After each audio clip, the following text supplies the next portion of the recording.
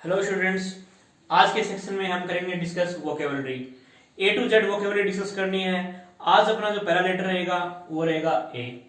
तो a letter की बात करते हैं। जो जो एग्जाम में सिनोनिम्स पूछे जाते हैं ए वर्ड से रिलेटेड, और आपकी इडियम हुई, आपके फ्रेजल वर्ब हुई, सारे के सारे कंबाइन अपन एक ही जगह स्टडी करेंगे। तो सबसे पहला जो वर्ड है वो आज अपन लेंगे वर्ड नंबर 1। ये वर्ड है अबंडन।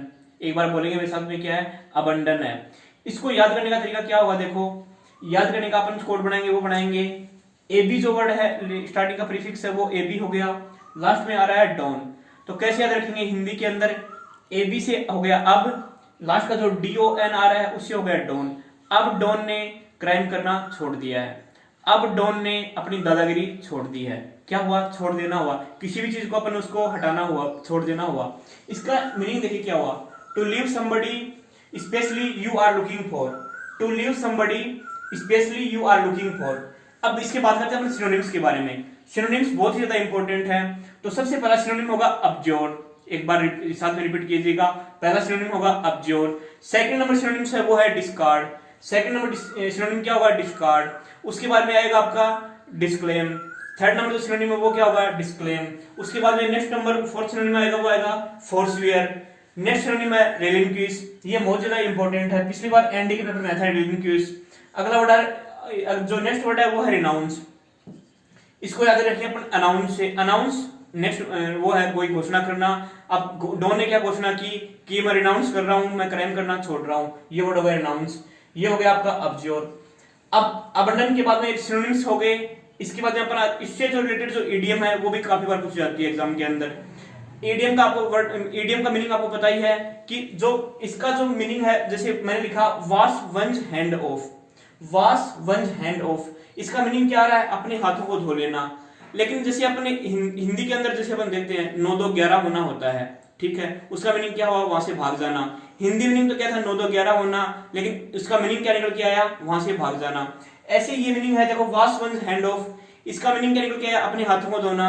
अपने हाथों को धोना मतलब जो क्राइम है उससे सबसे दूर हट जाना, उसमें अपन इंडल्ज नहीं होना। इसके बाद में इससे जो रिलेटेड फ्रेजल वर्ब है वो आ रही है आपका गिव अप और डू अवे विद। ये दोनों जो फ्रेजल वर्ब है, गिव अप और डू अवे विद, कहीं पे भी लिखे देखिए आपको, उसका आपको मीनिंग किससे लगाना है? अबंडेंस से लगाना है। ओके डियर, नेक्स्ट वर्ड अपना आ रहा है सेकंड नंबर। अपना जो नेक्स्ट वर्ड है वो है अबोमिनेबल। इसको प्रोनाउंसिएशन क्या होगा? अबोमिनेबल। याद करने का वही कोड होगा। जैसे मीना नाम की कोई गर्ल है, उसको अपने एडमिशन ले लिया एनडीए के अंदर। अब एनडीए के अंदर गर्ल एंट्री है नहीं, तो वो क्या होगी?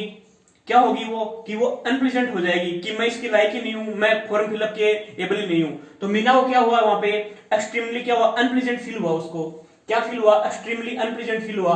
क्या, कैसे फील हुआ? अब मीना जो है वो एबल नहीं है एनडीए के लिए। मान लेते हैं कि वो सीडीएस के लिए एलिजिबल है, लेकिन बैच में ले लिया एडमिशन एनडीए में, तो अब मीना क्या है? एबल नहीं है। तो अगर उसको बाद में फील हुआ कि मैं एबल नहीं हूं, तो वो क्या होगी? एक्सट्रीमली क्या होगी? अनप्लेजेंट होगी वो।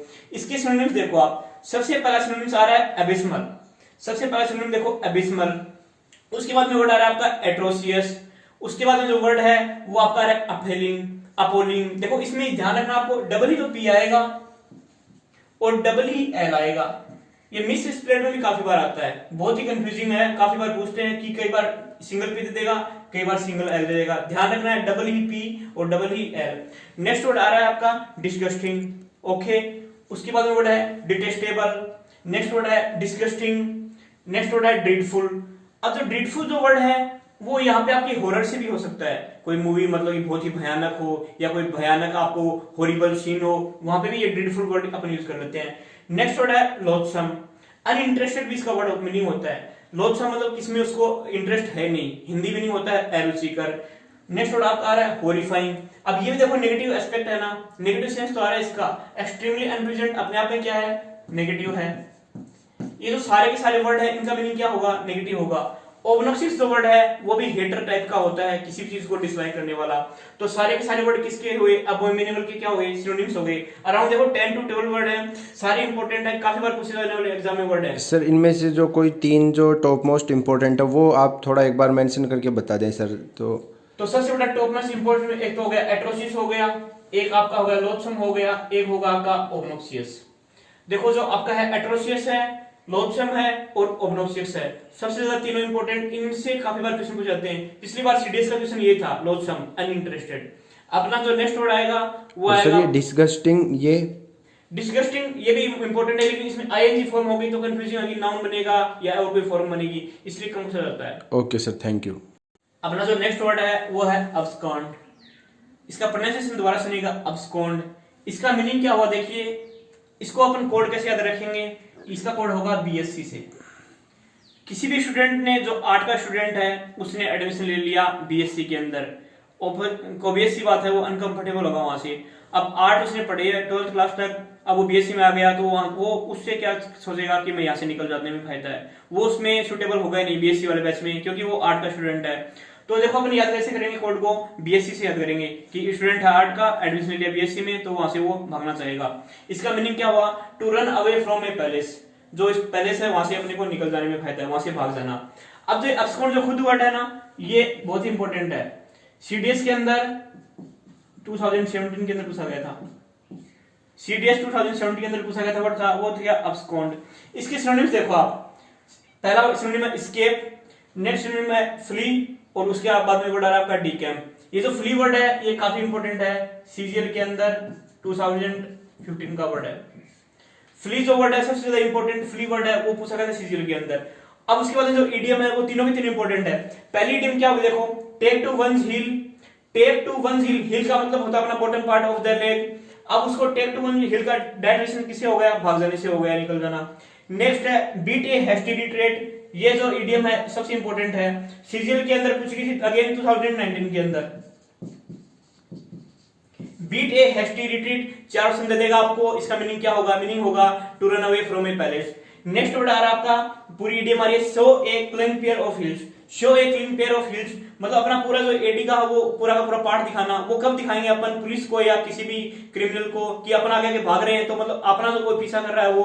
ऐसा कंडीशन कब क्रिएट होगी, जब अपने कोई क्राइम किया, ताकि अपन उसके आगे आगे भाग रहे हैं और अपन अपने जो पीछे जो लेके दोनों पार्ट हैं, सोल है, वो दिखा रहे हैं। उसका मीनिंग होगा show a clean pair of heels.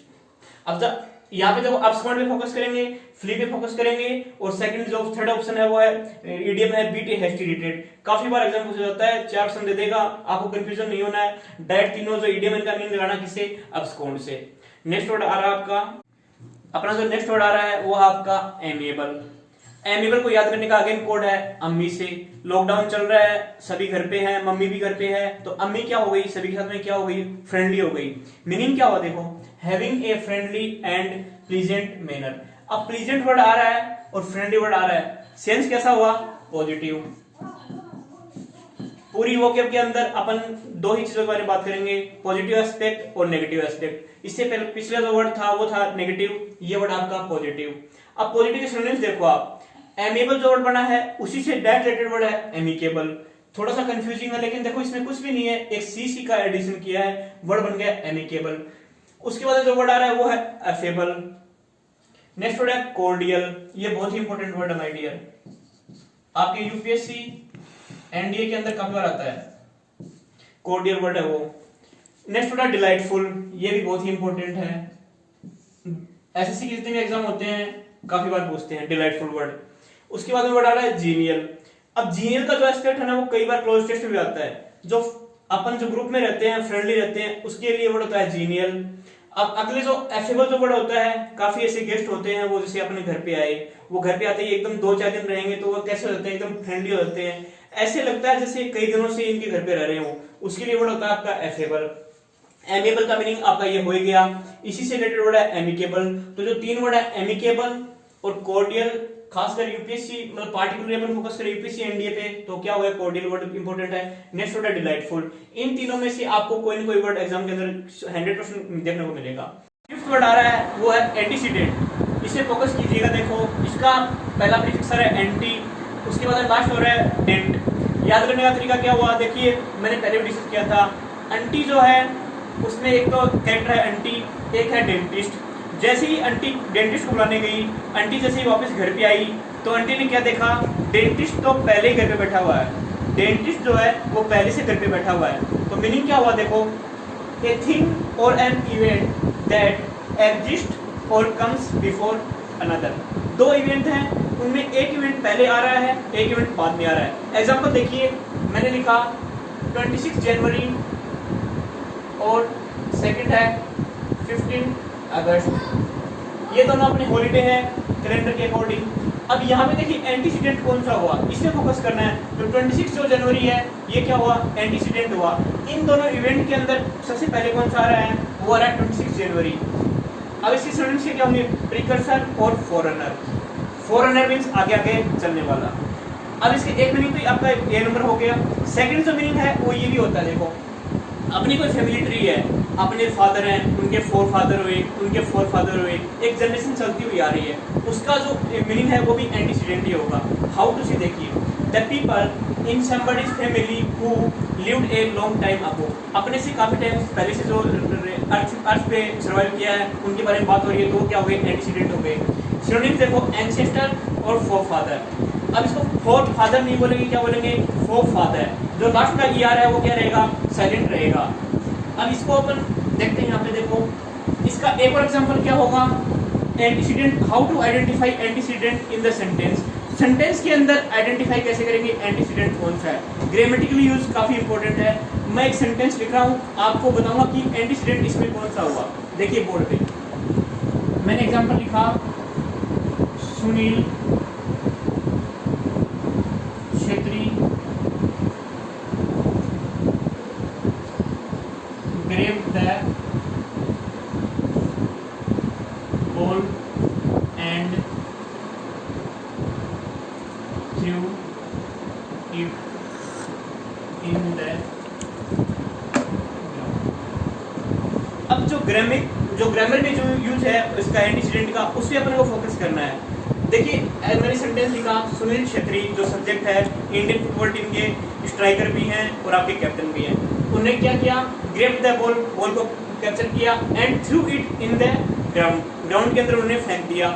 अब देखिए जो द बॉल जो मैंने लिखा है उसको मैंने रिपीट करने की बजाय प्रोनाउन क्या यूज किया, इट यूज कर लिया। फोकस कीजिएगा, द बॉल।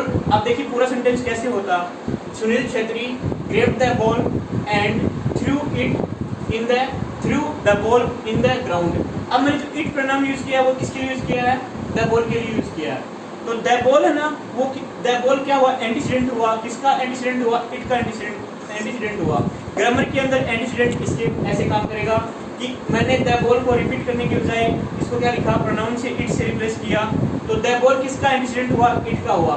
और दो मीनिंग ये हो गई। आपका जो सबसे पहले फोकस रहेगा इसका रहेगा फॉरेनर पे और एक और रहेगा आपके एंसेस्टर पे।